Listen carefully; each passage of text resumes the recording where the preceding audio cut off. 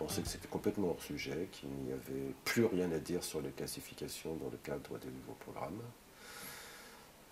J'ai essayé de défendre cet argument. Voilà.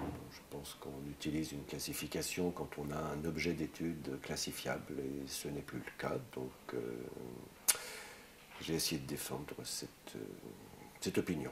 Alors il y a une classification qui apparaît dans les programmes, les champs d'apprentissage, et je considère que c'est une survivance d'une vieille habitude de l'éducation physique et qu'elle ne sert absolument à rien et qu'elle impose une contrainte au fonctionnement de l'éducation physique qui n'avait pas lieu d'être.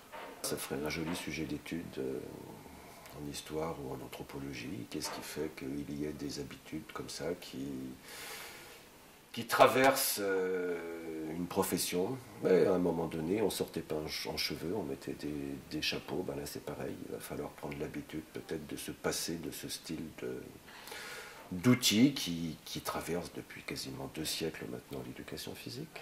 Je pense que dès qu'on met le doigt dans la classification, on est dans l'exploration exhaustive et équilibrée des catégories que l'on identifie.